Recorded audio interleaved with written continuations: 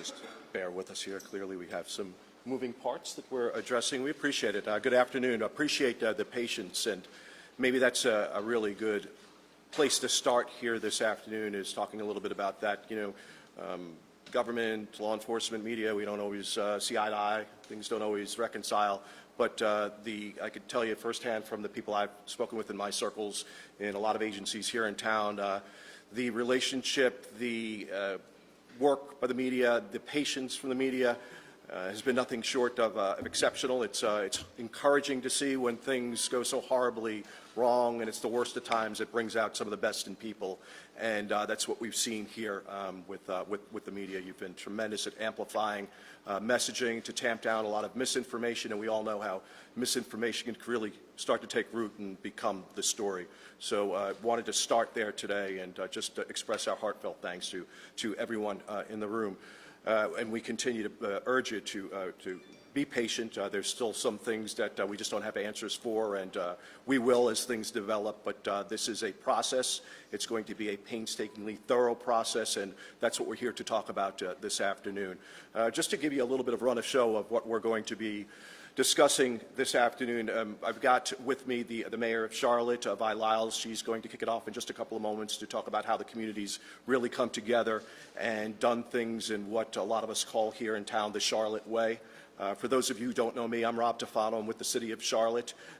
Following the mayor, we've got Chief Putney with the Charlotte-Mecklenburg Police Department to go into, I guess, a 30,000-foot view to the extent that he could about the current state of the developing investigation. And I do want to say that developing is the operative word there. There's quite honestly going to be some things that he just can't naturally speak about because this is a developing investigation that's underway. We also have Chief Baker with UNCC Police. A lot of you heard from him last evening. He's here to talk about some of the exceptional work that was undertaken by his men and women in law enforcement and the partnership that we saw develop yesterday that literally saved lives. He's got a couple of officers with him today from UNCC Police who just played such a critical role in minimizing some of the tragedy. This could have been, you thought this was tragic, this could have been a heck of a lot worse had it not been for some of the exceptional work by some of the men and women of his department and other departments. Closing it out this afternoon, we'll have the Chancellor Dubois with UNCC to talk about how the university moves on. You know, this is a family, and that's exactly what he will try to underscore this afternoon. As you can see behind me, we've got a variety of people, everyone from the student body president of the campus. We've got our district attorney, Spencer Merriweather, our sheriff, Gary McFadden of Mecklenburg County, fire Deputy Chief Cynthia Bonham. She's over emergency management. We've got representatives from Medic, Charlotte-Mecklenburg Police Department's resident survival or mass survival trainer in John Frisk. We'll make him available for one-offs. When all of these folks are through, we'll open it up to questions. We'll do our level best to get those questions answered. And I want to start off by introducing the mayor of Charlotte, Vi Lyles.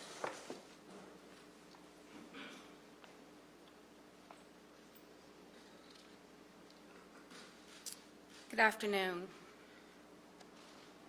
We, all of us, everyone in this community stands in shock and grief. We know tragedies like this can divide a community or it can bring us together. It is our choice of how we move forward. I believe in this city. It is a time for unity, and I certainly appreciate the last 24 hours since this tragic shooting, how this community has held together and held Charlotte strong. One of the things I want to say is that I have really great appreciation for the cooperation that we've had from Governor Cooper and his team, as well as the University of North Carolina system, our congressional delegation, our local delegation, our legislative leadership. They've all reached out and asked what's necessary for them to do to help us heal. We've also heard from the White House. The President's office called and asked, what did we need? You know, it's kind of hard to say what you need to be in this position today, to stand before people who have experienced this loss and this terror. But what I believe is working together, all of us, we're all going to lean in. Now, I know many of you will have questions about the next steps, and there are people here from our chiefs to any person that can talk to you about what has happened in the next steps. But really, just like in any other situation, there is an investigation. And that investigation is thorough enough to fill in the questions and the answers to your questions, to fill in those blanks. Let us take that time and let that investigation go forward in respect for those who have lost their lives and the respect of those that are still suffering from injuries, in respect for our university. This is our university. It is our time. You know, I've gone to many, many conferences where I've seen other mayors talk about the experience of standing here. And here I am today, whether it's Florida, Las Vegas, now it's Charlotte. And so we have to support each other in the days and weeks to come. I want to add my thanks to the first responders who arrived quickly and acted to save lives and acted to keep people safe. That's what they do. That's what they're trained to do.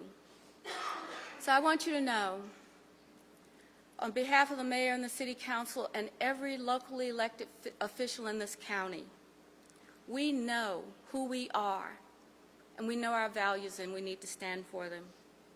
We're Charlotte. We're going to open our hearts and our minds. We're going to work hard to build this community because we are resilient. We are Charlotte. Thank you very much. May God bless everyone in our county and our city for how we move forward to be held together. It is our choice. Now I'd like to ask Chief Putney to join the podium. Thank you, Mayor. Good afternoon. Kurt Putney. I'm the Chief of Police at the Charlotte-Mecklenburg Police Department. The reason I'm here is our organization now takes lead. We're going to be the primary investigative organization for this incident. The UNC Charlotte Police Department is primary. This is their jurisdiction here on campus. So to support their efforts, our job now is to be primary in how we investigate, how we bring all the pieces together and try to establish the sequence of events that you all covered yesterday. The other thing that we're going to do is then present that case to our district attorney, Mr. Merriweather, who's going to, at that point, move the case through the courts. Professionally, this has been a tough day for us. It really was. I hearken and take great comfort in the fact that so many partners who've been training together performed just as we suspected. When we were at our worst, people performed at their best, and I'm proud of that. It's humbling. From UNC Charlotte at the initial response to our officers at CMPD, especially those tactical officers and University City officers who were first on the scene to support. We have the Sheriff's Office. We have obviously the fire and medic, first responders coming to render aid. We even had our federal partners on scene very quickly, ATF and FBI, alcohol, tobacco, and firearms, as well as the Federal Bureau of Investigations. This is still the initial phases of an investigation, as the mayor alluded to.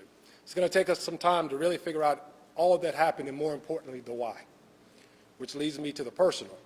Many of you may not be aware, this is my alma mater. I went to school here at UNC Charlotte. So it's not just professional, it's personal. This is our city. So it's also personal. Also, we talk about heroism, and you're going to give first responders, and you're going to hear about a couple professionals who are extremely heroic in their response to this incident, which obviously saved lives. What you may not hear is the first and foremost hero, as far as I'm concerned, and his name is Riley Howell. He was probably the second fatality in this incident. His family, as you might imagine, is traumatized. They're devastated. But when I spoke to the father, one father to another, I told him personally, I wish I had words. What I did tell him is we're committed to the work. We're going to get to the bottom of it. We assured him we're going to find out the why. We're going to give them closure. But his son, seeing exactly what was going on, did exactly what we train people to do. You're either going to run, you're going to hide and shield, or you're going to take the fight to the assailant. Having no place to run and hide, he did the last. But for his work, the assailant may not have been disarmed. Unfortunately, he gave his life in the process. But his sacrifice saved lives. So the professional, I walked you through it. It's an investigative process, very sterile. We're going to be committed to a fact-finding mission that takes time. We're going to seek justice. We're going to leave no stone unturned. Our detectives are working around the clock to do just that. But on the personal, we've got to help our community heal. We've got to continue to work as partners. And we've got to convince our young people the way to resolve minor conflicts is not through gun violence. I'll turn it over now to Chief Baker, and then the Chancellor, and then we'll entertain any questions you might have. Chief? Good afternoon. I want to start by saying that, one thing, many of the organizations that university chiefs are members of, we talk about how we can prepare for incidents just like this. But all of us think to ourselves, we really hope we never face this. I mean, who would? But we do train, and it's the last thing you would think would happen. Yesterday, as I mentioned before, it was absolutely the most devastating incident that we could ever imagine at UNC Charlotte, where we are a very close-knit family. We're a family of 30,000 students, 5,000 faculty and staff, and in many ways, I feel like the de facto father. So it is tougher because what I want to do every day, and our officers really try their very hardest to do, is to provide safety and security to our entire community on this 1,000 acres. And when we're faced with something like this, I can't tell you, the feelings, the sorrow, and certainly having to face all of what we are today. But with that, I will say that the collaboration between the Charlotte-Mecklenburg Police Department, our department, Charlotte Fire, and a multitude of agencies is what really made this, it pulled this together, it meshed the incident, and we were able to see some success within our response. And one thing I do want to say also is, so today I brought forth two of our officers that were the first officers on the scene in the Kennedy building. They acted exactly as trained, and that is, we don't sit, we don't wait, we go. And we're going to go to the assailant. And that's exactly what they did. So what I'd like to do now is introduce to you two of the first officers on the scene yesterday. Sergeant Rick Gundacker and Lieutenant Sarah Smyer. Both are exceptional officers within our department, and I can't tell you about the great job that they did. Rick, I'd like Rick to say a few words. Good afternoon. I never thought I'd have to do this, but unfortunately today I do.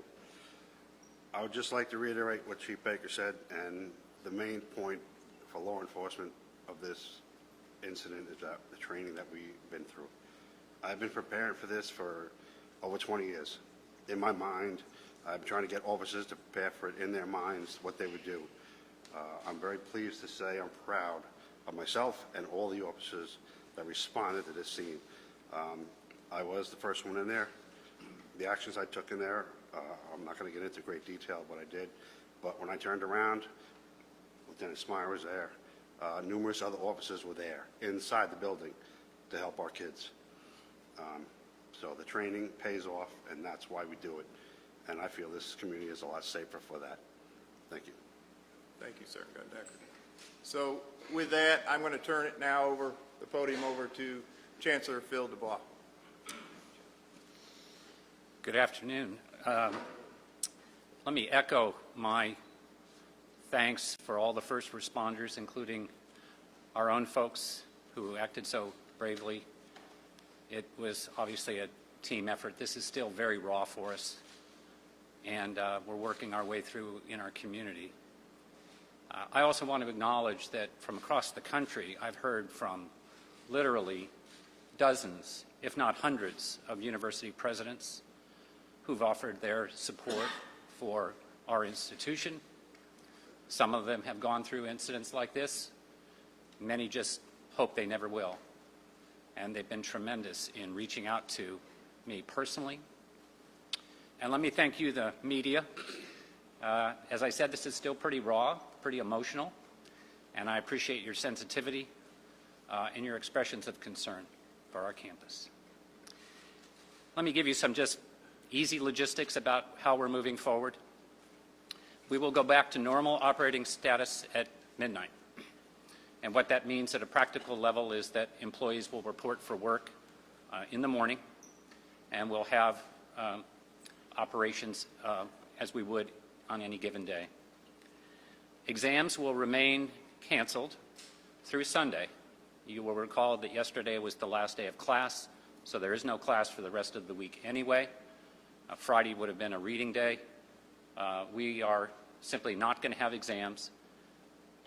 Students will take those exams next week sometime, but we're affording maximum flexibility to the faculty to decide how to deal with each and every student based upon their individual levels of readiness to take an exam based on their emotional condition. We are also giving maximum flexibility to the students who would otherwise go through graduation. We don't care whether or not they've finished all their coursework. We don't care whether or not they finished all their exams. If they intended to walk, they'll walk. And we'll worry about the details of certifying their degrees later. And again, we're giving our faculty maximum flexibility to make that determination.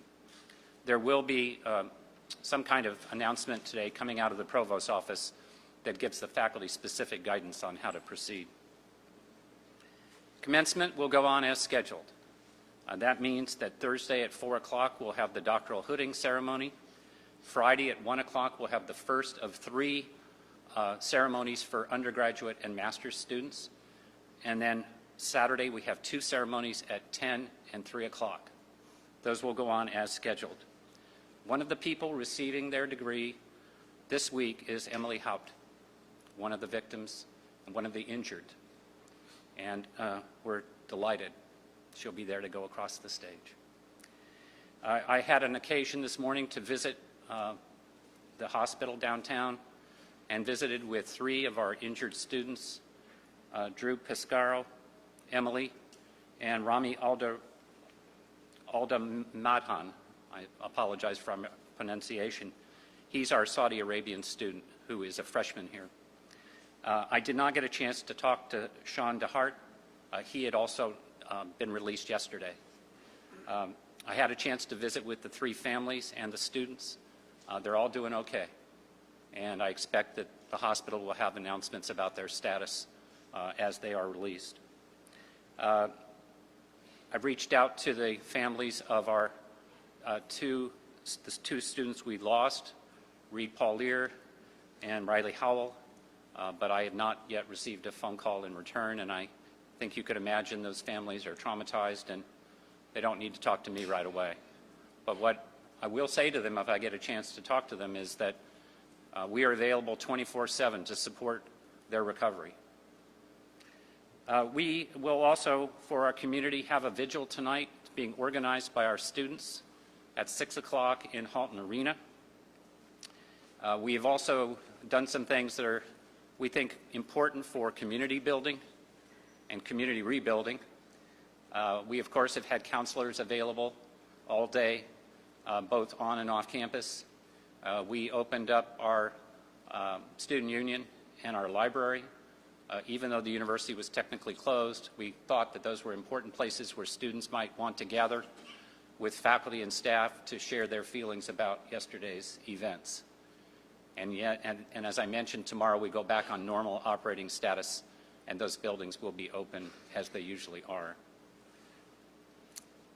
We did stand up a family assistance center this morning in the Student Activities Center, but we did not have a huge outpouring of traffic, so we are back to relying upon our Dean of Students and other offices on campus to support any students, faculty, or staff in need of support or logistics. So with that, I think, again, I thank you for your attention. And I guess we go to questions? We're up to questions.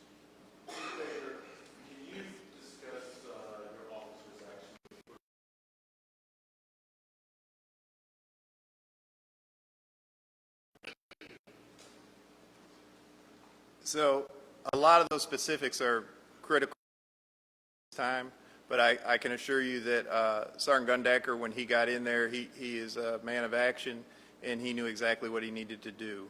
So he was able to take control of the suspect. Can you spell Sergeant Gundacker's last name and Lieutenant Smyer's last name, please? Certainly. It's Gundacker, Smyere. And Sarah, S-A-R-A-H. Yes. Just talk about some of the other officers who are going to be, but also the police, the information brought. Certainly. How good was It's extremely important. So one thing I do want to say is that Chancellor Dubois has invested numerous resources into the safety and security of UNC Charlotte, and it takes that level of a commitment so that we can reach out to our community in situations like that in many ways, such as taking over all personal computer screens with what's called an alertus message. Some of you may have seen what that message looks like. That was taken over on all TV screens on campus, all desktops on campus. We sent out Live Safe messages. We have a personal safety app called Live Safe, very useful. We can also receive information on that Live Safe app. We also send out text messages, emails. All of this is done in minutes, which is obviously critical on a situation and on a response, because you've got to make sure that type of thing is done.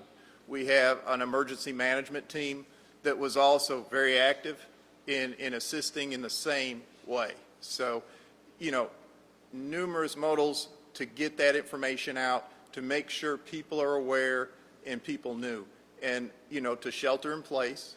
We also have the ability to lock down our campus by pressing one button in our emergency telecommunications center. We can press that button and the exterior doors on our buildings on campus are locked. What was the accused gunman's relationship with that classroom and with the students? That's more getting in the specifics again of the investigation, and certainly this is CMPD's homicide investigation this time. It's something I'm not going to comment on. I'll let Chief Putney address that. I'll make my detectives mad. I'll handle that one. We know there was some familiarity with that building in particular. Beyond that, I can't really get into specifics, so the choice of that building was by design, was intentional. Chief, I know you had a chance to question the gunman. In those interviews with the suspect, did he share any motive at all? Unfortunately, this is an incident that really strikes a chord with us all, because we can't really discern the why just yet. It really appears that there was no specific person, but and the randomness is what's most concerning. Chief Putney, Sheriff Foreman with the Associated Press. I'm sorry, I can only hear one at a time, and really. Yes, sir. Skip Foreman with the Associated Press. Yes, sir. Word was circulating yesterday regarding the suspect and a possible psychological impairment which may have led to his actions.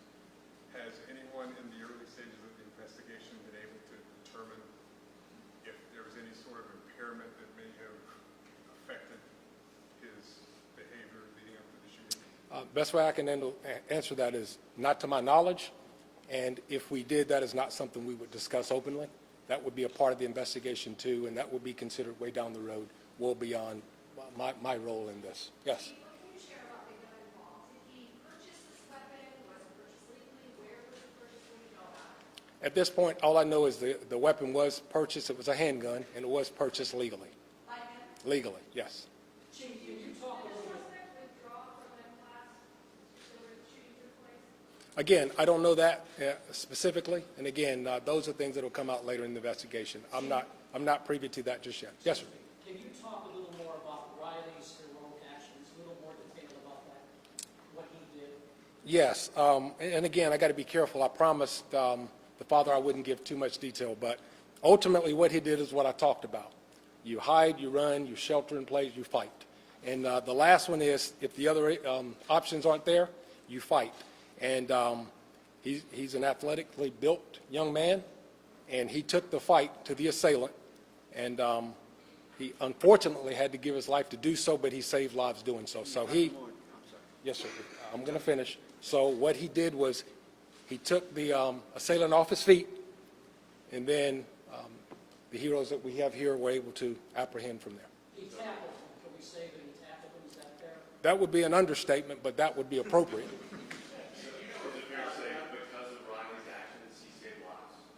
I said that specifically, and I'll say it again. Absolutely. Mr. Howell saved lives. Yes. Yes. Y'all going to have to raise your hands or something. This is getting out of control. Yes, sir. Do you know if the gunman said anything specifically or in particular at the scene might be for some of the responding officers? Again, they're not going to tell you either. We got to work through that. It's too soon to talk specifically about what might have been said. Yes, sir. But did the suspect confess to anything? Did you learn anything about any plans during the interrogation? Again, I can't speak to that. That's way too deep into the investigation, but you will get those facts as it progresses into the hands of the district attorney. Yes, ma'am. Chief, this is the latest in the line of campus shootings and school shootings. Did any prior school shootings play a part of this with the suspect? Do you know anything? Again, Did he reference any? what I'll tell you is, unfortunately, there are people who want to replicate stuff like that, unfortunately. But again, you'll get more detail than you can stomach at the right time, and this is not the right time. Yes, sir. Did he have more than one magazine clip? Did he have numerous magazine clips with him, or just what was in the pistol? There was quite a bit of ammo. I'm not going to get into how many magazines at this point. Again, guys, I can't sacrifice. I told you, we're going to seek facts, and we want justice. I'm not going to impair a trial, which is yet to even begin, by getting into those technicalities and specifics. Yes, sir. Or you don't have a question now? Yeah. Yes, there are relevant body-worn camera video footage. Yes, yes. Multiple officers engaging with the suspect, or one able to disarm? Multiple officers, especially those initially responding. Yes, sir.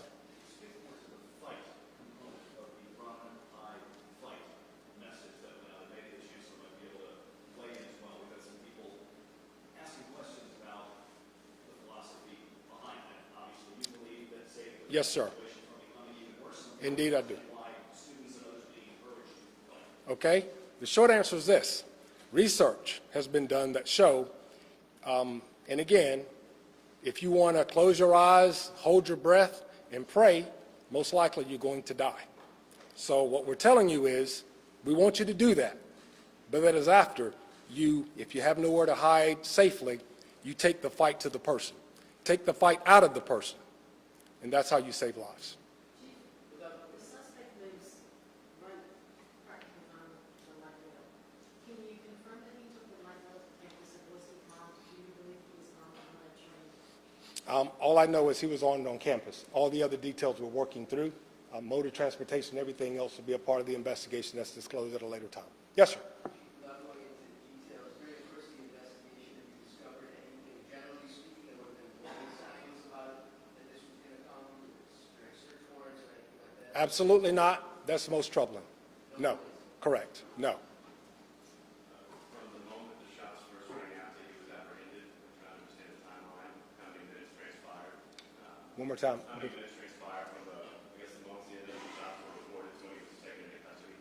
It was quite fast. I don't know the exact time frame, and obviously, you know 911 records. You've already requested them. You're going to get them here in short order, but it was quite immediate. What I'm most proud of is the response, the training worked. It was immediate. They were there quickly, and Sergeant won't say it. He heroically went in there and took care of business, as did the lieutenant and many of other people who followed. All of that is still ongoing. I can't speak to that right now. I'm sorry, who is it? Lattice, gentlemen.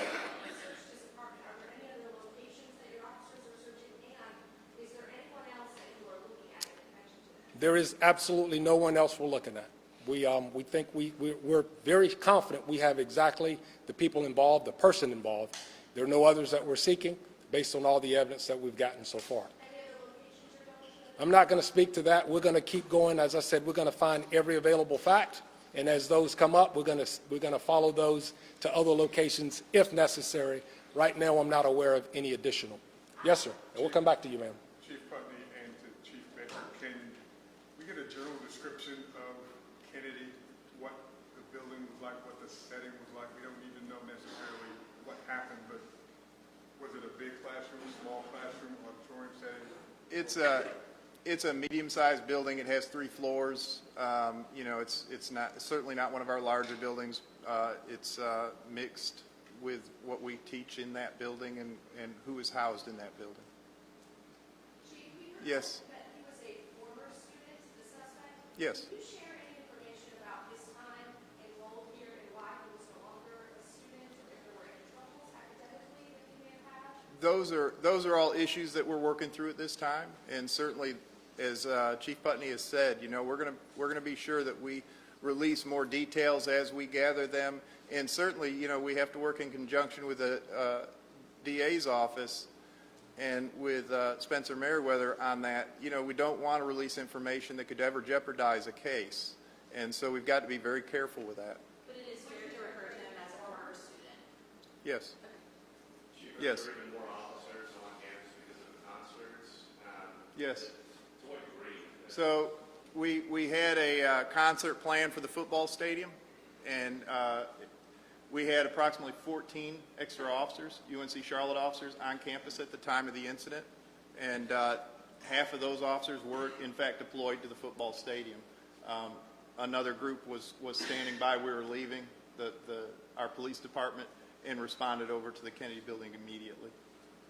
One quick question for the Chancellor. Is there any way that you might consider moving final exams in a location where students might feel comfortable with attendance? I assume you heard the question, would we consider moving final exams to another location? I guess I could pose that question to the provost, but quite honestly, I think it's highly unlikely that we could find the number of classrooms that we would need to be able to do that. But as I said, we're also giving the faculty maximum flexibility to decide when those final exams will be administered or if they'll be administered. I was reminded today that during the Kent State shooting back in the 1970s, in fact, they just told the faculty, give the students the grades they have, send them home. And we might very well encourage our faculty to make those judgments. They want to be fair to the students, of course, because many students rely on a final examination in order to bring up their course grade and demonstrate what they know. So we'll do the best we can. And again, we're going to give maximum flexibility. If a student is feeling traumatized and they can't come back onto campus, we'll deal with that one by one. This may be early, but is there any discussion or thought in the future about doing anything to permanently honor the lives of the 2 lives here on campus? It's premature to do that, but we're starting to have that conversation. Certainly you know that when there have been school shootings at other institutions, the site of the crime was taken offline as a classroom, for example. We might choose to do that. There could be other ways we could honor the fallen students. Just too early to say. As I said, this is still pretty raw for all of us, and you can bet that there will be an anniversary of this event every year going forward. That's the way these things happen. It gives the community a chance to revisit their bond to each other and to the lost students. So we'll make, go ahead. We're approaching the student-led visual night. It's about 3 hours away, also an hour and 40 so away from the 24-hour mark. What is your message to students right now? I'm going to be brief, but I'm going to talk about the importance of the community pulling together and to remember that our focus is exclusively on the families and the victims, the dead and the injured. And that's the only way we can move through this. We're not going to get caught up in political discussions about the why and the future of those kinds of issues related to gun violence. That's not our place today. Our place is to honor those students and their families. When you were able to visit some of the victims in the hospital earlier, were you able to have a conversation with them? What kind of things were they saying to you? Could you just talk about some of that? Yes, they were all quite alert, I would say, in a positive spirit. Their families were clearly shaken, but they were surrounded by many, many friends. In fact, Drew has I think he has a twin brother, but he also has a younger brother that was just admitted into UNC Charlotte. And so we're talking about welcoming him to campus next fall. So clearly their faith in the institution remains strong, and they were very appreciative of all the work done by our officers and the first responders. Chancellor, what degree is Emily Hupt. What degree is she getting? I don't have that at the tip of my tongue. Chancellor, can you talk about, they mentioned the security measures that you put in place over the past couple of years here. What were some of those security measures, if they were? Was there anything that could have been in place with this found? I personally think we have made safety and security here one of the top, maybe the top campus priority since I've been chancellor, but particularly after the Virginia Tech shootings, and I think I mentioned last night I was on Attorney General Cooper's task force that came up with the recommendations, one of the most important of which was to form a safety and security committee that would annually review our protocols and our ways of proceeding relative to student safety, whether it's a walkway with not enough lights to being properly prepared to deal with active shooter situations. In fact, Sarah has been the chair of that committee for the last several years and has done a fabulous job. Over the years, we've funded a lot of equipment for our police department. We've hired more officers, and there was a question about light rail. We added officers when we added light rail.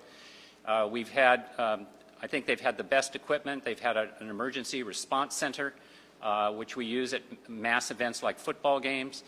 We have the Live Safe app that the chief mentioned. The students annually take a walk around campus where they evaluate the safety of the campus at night, particularly in the dark corners and in the shadows. And we always fund those recommendations that the students give us. So I think we've done everything I could imagine. For many, many years, we have done active tabletop drills of different kinds of events, whether it would be an active shooter or a campus explosion. Some of you may remember going back many, many years, we actually had a campus explosion here in my second year of being chancellor, and we lost one of our employees to that explosion. So we know what this feels like, and we have, I think, done everything possible. I don't believe you can stop a determined assailant and still have an open campus, and we have obviously chosen to have an open campus. It's a terrible tragedy, but I think through the combined works of the first responders and Riley, we avoided a much greater loss of life, and that we're quite thankful for that, of course. Go ahead. Okay.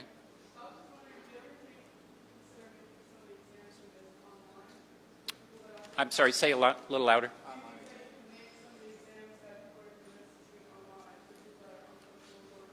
Yeah, the question was, can the exams be online? That's going to be strictly a decision of the faculty member. They're the ones in the best position to know what the exam was going to look like and whether it has to be administered in person. And we're going to leave that up to them. Chancellor, which of the students left the hospital this morning? So there's 3 still hospitalized. No, it was Sean was not kept in the hospital overnight. He was released yesterday. And then my understanding was, but I haven't confirmed this, my understanding was that the other 2 of the students would be released. Drew would be probably staying in the hospital. The question for the chiefs, do y'all know about how many students were in the classroom at the time of the shooting? We have an estimate, rough estimate, but again, you know, those are numbers that we're not going to try to narrow down as the investigation. We work through it. We're hoping that we can, you know, be more exact to those numbers. Was it like a small classroom or? No, it was a fairly large classroom. Yes, it was pretty big. Chiefs, I know you said he was familiar with the building. Is it fair to say that he targeted that particular building? That he didn't go into any building, but he targeted that building? All I can tell you is that was intentional. That was intentional. Just a couple more. Can you say anything about the law enforcement actions of the departments where he was expecting, or where he was sometimes looking?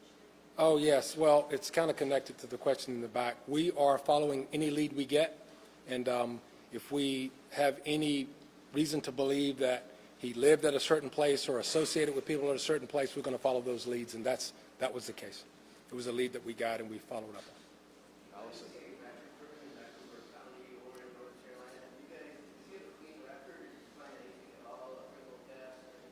I'm not aware of any, thus the purchase of the handgun. Do you know if he paid other recent visits to campus planning this at all? I have no knowledge of that at all, no. I have no way of knowing that. Guys, we're going to wrap it up. We appreciate the patience. Thank you so much.